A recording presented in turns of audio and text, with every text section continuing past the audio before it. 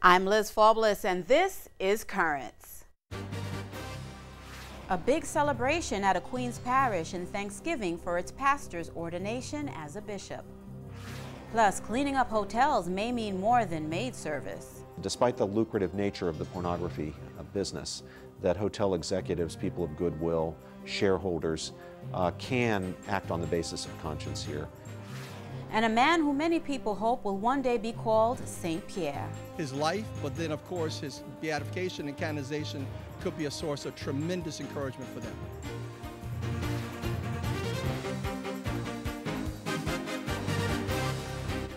Good evening and thank you for joining us. A celebration in Forest Hills, Queens this past weekend as a parish there welcomed the ordination of their new pastor as an auxiliary bishop for the Diocese of Brooklyn. We were there for the Mass of Thanksgiving.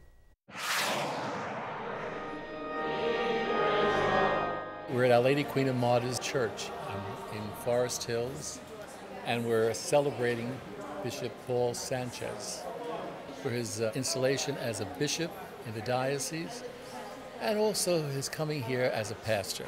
It's a special joy to celebrate here at Our Lady Queen of Martyrs, where Bishop DiMarzio has assigned me, and to join this wonderful pastoral staff. I'm going to be saying this from my heart. Especially when someone is made a bishop, called upon the Holy Father to take on this responsibility, the first thing you want to do is bring everyone together and thank God together and celebrate. I am very happy to have met the parishioners here who have welcomed me with open arms and who have extended their love and prayers for me and my future ministry here. The gift of ordination, in this case to the fullness of the priesthood, becoming an auxiliary bishop, certainly deserves a special celebration. Today at the turnout for his Mass of Thanksgiving, the parish was as crowded as it gets on Christmas Mass. To have a bishop, it's like having royalty, and I'm honored and blessed, and I think it's going to attract a lot of parishioners, and I think we're going to grow even more. And today we used the altar for the first time in honor of Bishop Sanchez. It was really wonderful to experience that. I'm very much forward to working with Bishop Sanchez to start a new era of great things to happen at the parish. He's an ideal person to be picked to be a bishop. He's kind, he's a very loving man, and I'm very proud that I know him. I'm very proud that he's coming here to be our bishop.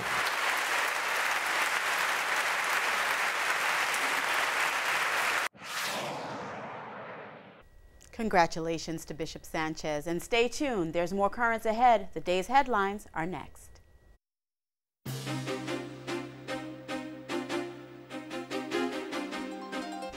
Welcome back to Currents. I'm Liz Faublis. Cardinal Keith O'Brien of St. Andrews and Edinburgh putting the Scottish government on notice. Cardinal O'Brien has called for a nationwide referendum on same-sex marriage. The Cardinal says, quote, marriage is under threat and politicians need to know the Catholic Church will bear any burden and meet any cost in its defense.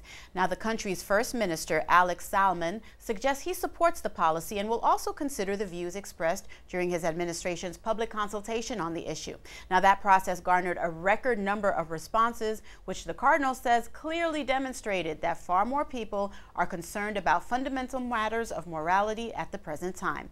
Now, last week, an opinion poll commissioned by the campaign group Scotland for Marriage found that 55% of Scots want the legal definition of marriage to remain a union between a man and a woman, and 50% were in favor of a referendum to settle the issue. On the World Day of Peace 2013, Pope Benedict will make critical social issues the cornerstone of his message. Rome Reports has more on that. The 46th International World Day of Peace will be celebrated on January 1st of 2013. To mark the occasion, the Pope has chosen the theme, Blessed are the Peacemakers, for his annual message. In it, he will address the financial crisis, as well as problems in education and politics. The Pope will also encourage everyone to take responsibility when it comes to creating peace.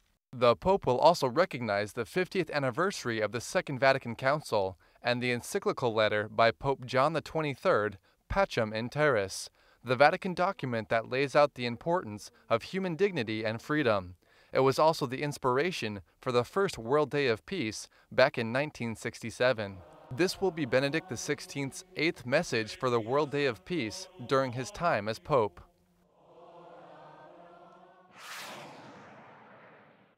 Elsewhere, a recent report on stem cell research has led to a shift in funding towards a more morally accepted practice. The focus is leaning more towards using adult stem cells. Chuck Donovan, president of the Charlotte Lozier Institute, stated that adult stem cells offer promise for effective treatments and therapies. Now, this would negate having to destruct a human embryo, thus avoiding the ethical debate that surrounds stem cell research. Last Thursday, the Lozier Institute released a report entitled "The Ethical Stems of Good Science." Based on the findings of the report, Donovan explained that cures brought about by embryonic stem cells have continued to prove elusive, while adult stem cell research applications have exploded. Well, a message from Pope Benedict to spend some time with those who are alone, that is, during the holiday. Rome Reports has the details on that. Minutes after noon on Sunday, the Pope appeared at the balcony of his residence in Castel Gandolfo to pray the Angelus. He apologized for his unusual delay, but he had just arrived from the Italian town of Frascati, where he had celebrated Mass. Cari fratelli, vedo che mi avete perdonato il ritardo. Ho celebrato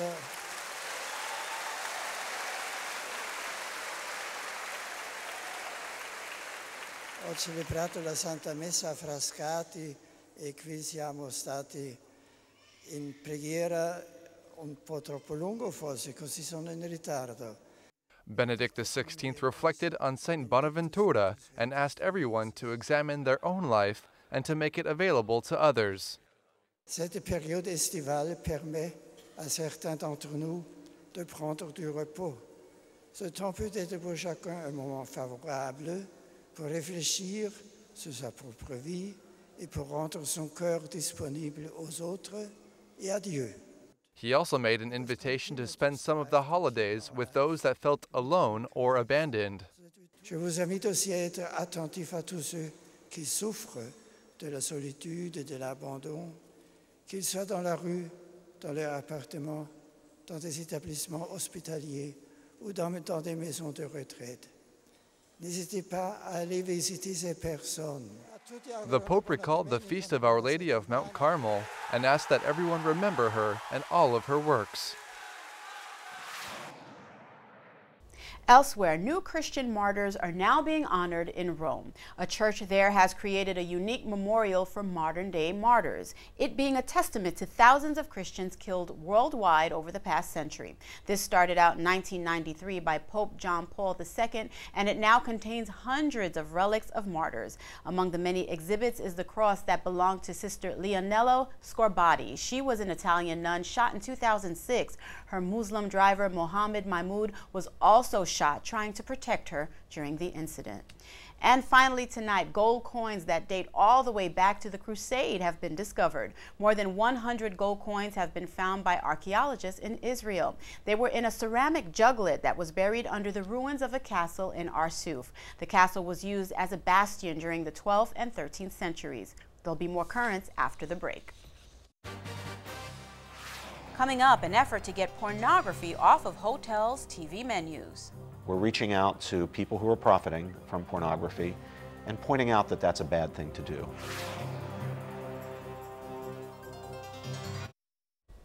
Welcome back. Well, it seems each day we hear more about the escalating violence ignited by the spread of religious conflict in regions like Nigeria. There, acts of terrorism initiated by the Boko Haram movement have created a deadly divide between Muslims and Christians in the region.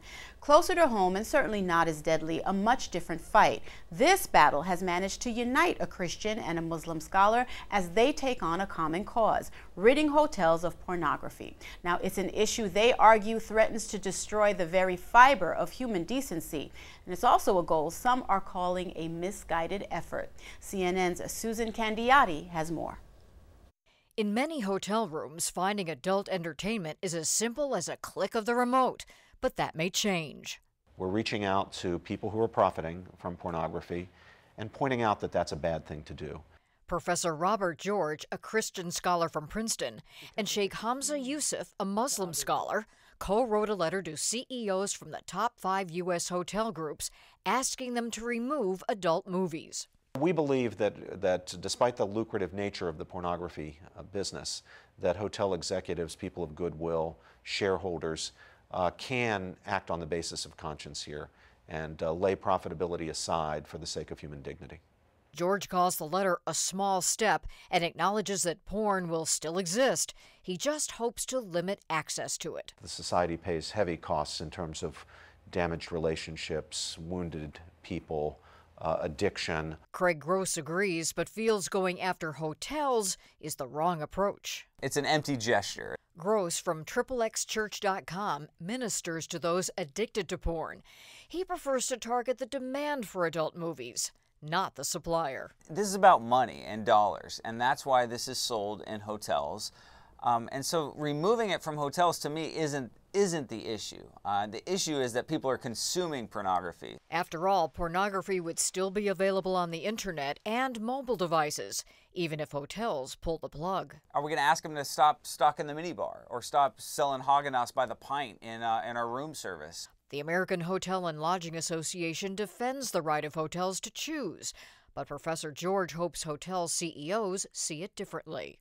And there are some things that are so contrary to our humanity that they shouldn't be for sale either. The Omni Hotel Group dropped adult movies in 1999. Marriott says its new hotels won't have adult entertainment and hopes to phase it out altogether by 2013.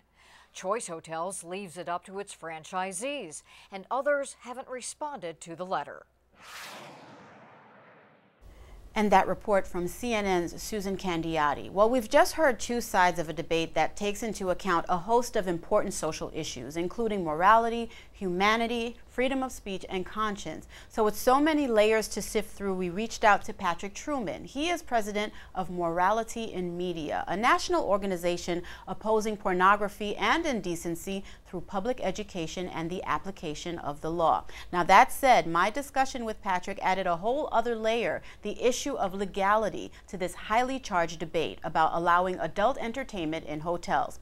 Now we talked at length earlier today about why providing a service that makes hardcore pornography so accessible is not only in direct conflict with the law, it challenges the principles of human decency. Patrick, I know you know the story. We have Professor Robert George. He's a Catholic scholar from Princeton, and he's also the past chairman of the conservative National Organization for Marriage. And Sheikh Hamza Yusuf, he's co-founder of a Muslim college. Well, they both wrote a letter asking a number of hotels to remove pornography from their company's in-room movie selections. Patrick, while Morality in Media, your company, is not directly involved in the effort to remove pornography from hotels in this case, you do have an opinion on the matter. What is your stance? Well, Morality in Media is fighting to get porn out of the hotels, and so we totally support Professor George and Mr. Yusuf. In fact, Robert George is on our board of directors. But this was his initiative along with Hamza Yusuf, and we applaud it because, first of all, what people have to understand, when you check into that hotel and you turn on the TV and see that there are these so-called adult movies, the hardcore porn that's available there, that's illegal. So hotels, first of all, shouldn't be putting that material on there. But second of all, why should a hotel be involved in sexual exploitation of women, which is what pornography is, and violence against women, which is what is depicted on so many of the films?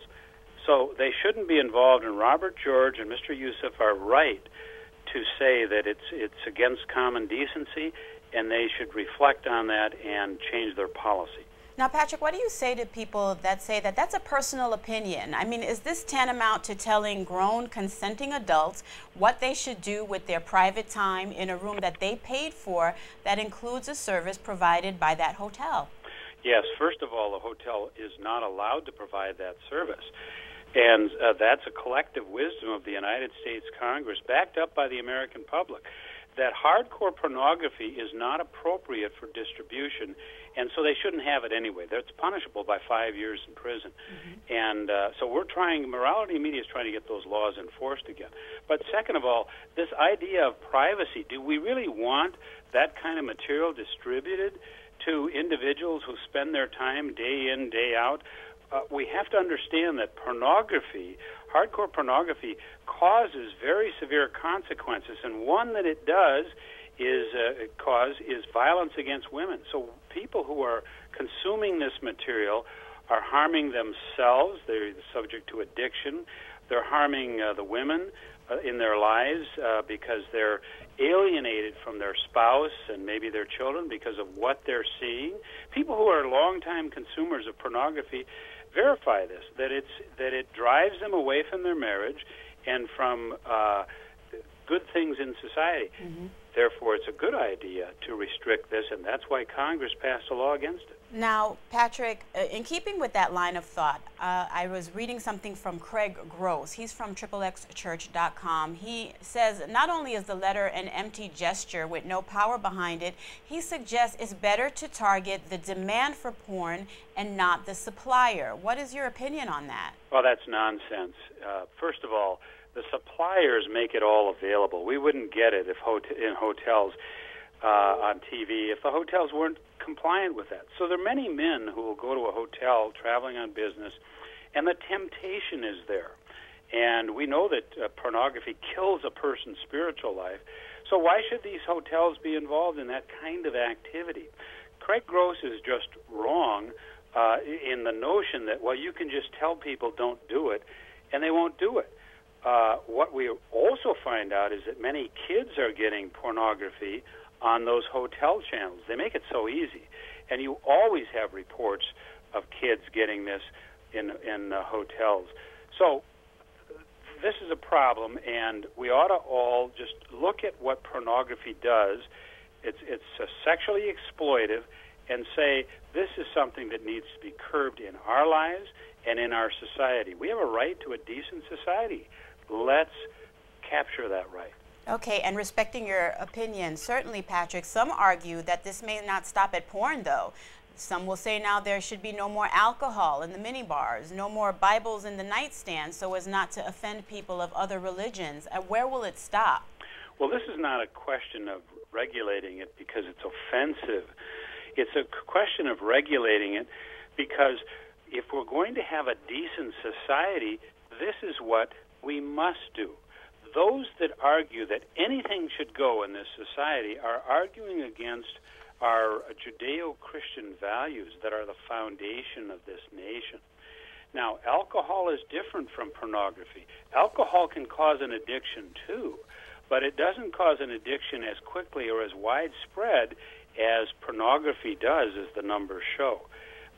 And, so we don't want to equate just everything that might offend someone to pornography. And pornography is bad on its own, and it's bad for everyone who consumes it. Alcohol is not. And Patrick, I just want to make one last point in the time that we have left, that Professor George says pornography, as you've just mentioned, contrary to our humanity. Now, that can be argued that is rooted in personal, spiritual, theological belief, and Mr. George would agree that that is the reality and shouldn't be compromised. Now, hotels are a business. They function on the bottom line, and they have to make money in order to remain viable, and that's their reality. So is it fair to ask that they compromise what sustains or helps sustains their profitability? Yes. We don't want Nazi Germany where just anything that will make money should be allowed. I mean, you had so many corporations in Nazi Germany involved in the Holocaust, and they would just look the other way and say, well, this is what the government is asking me to do, produce this gas, build this fence around this compound where people will be killed. Look, we can't just look at business and say whatever makes money is good and right in society. We have standards. This is something that we know is harmful, and we ought to stay against it. And that's all that letter to the hotels by Robert George and Mr. Yusof says. They're appealing to their sense of decency, not to the law. And people who don't like that can go to Congress and try to get that law changed. believe me, they won't get it changed. All right, Patrick, we're out of time. Thank you so much for joining us today. It's been a very interesting conversation. I appreciate it. Thank you. Stay tuned. There's more Currents after a quick break. When we return, prayers that a man who was once a slave will someday be a saint.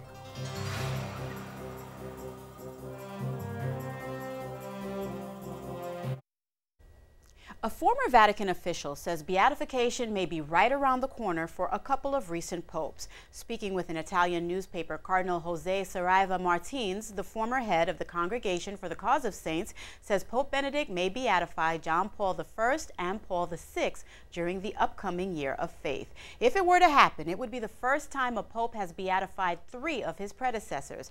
Benedict beatified John Paul II last year.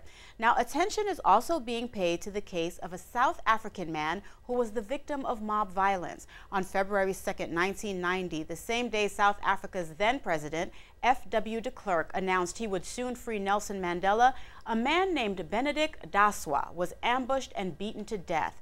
The reason? His opposition to plans to call in a witch finder to address recent lightning strikes in the area. Now, according to a report from the Huffington Post, Daswa, a convert to Catholicism, resisted any type of superstition. The process for his beatification is underway. Now, closer to home, a gathering last month in Brooklyn to pray for another man's beatification cause. Pierre Toussaint was brought to New York from Haiti as a slave in the late 1700s. Toussaint faithfully served the master's widow and was freed after she died. He made his living as a hairdresser and contributed his own money and helped raise funds for the construction of what is now St. Patrick's Old Cathedral. Now, the cause for his beatification is ongoing, and recently, the Brooklyn chapter of the Pierre Toussaint Guild gathered for a special mass at Our Lady of Refuge Church in Flatbush. Welcome to all who are here this afternoon to honor Pierre Toussaint. C'est parti content, moins content, ouais nous aujourd'hui pour nous honorer Pierre Toussaint. Today is a great celebration in memory of Venerable Pierre Toussaint, Haitian born, and he was an immigrant who worked hard to help the people of God. And he went to heaven a day like this today, and so we come together to celebrate his life. Pierre Toussaint was born a slave in Haiti, brought to the United States, was very successful in his profession, but was mostly known for his extreme devotion to the Eucharist. He went to church every morning. And number 2, by his extreme charity. Pierre Toussaint paid the price for the liberation of many, many slaves, and his house has become almost like a center, a community center, where he welcomed people, he gave hospitality to slaves, and he taught them and sought employment for them. Someone says that he's kind of image of Christ carved in ebony. Ask you to pray for the beatification and eventually the canonization of this great man who came from Haiti and who lives in New York, just as so many of you come from Haiti and live in New York. Pope John Paul II declared him venerable. Once you are declared venerable, automatically you are on the waiting list to become a saint if you have 2 miracles, unless you are a martyr. If you are a martyr, you don't need 2 miracles. But right now we are awaiting 2 miracles for Pierre Toussaint to be canonized. You know, this path of canonization is not about giving a special award to Venerable Pierre Toussaint.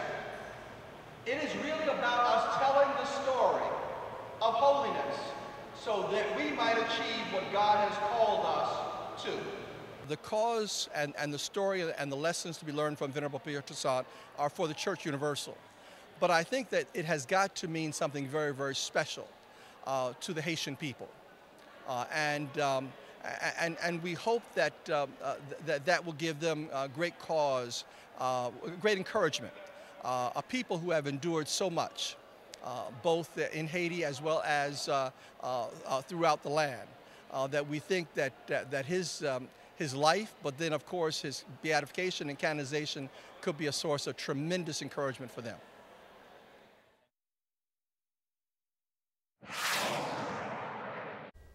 And that is all for tonight. Now, coming up tomorrow, it's back to Williamsburg for the final day of a 10-day-long celebration there. Until then, be sure to visit us online at currentsny.net. You can also connect with us on Facebook and follow us on Twitter. For all of us here at Currents, I'm Liz Faublas. We leave you tonight with more from Auxiliary Bishop Paul Sanchez's Mass of Thanksgiving at Our Lady Queen of Martyrs Church in Forest Hills. Thank you for watching and have a good night.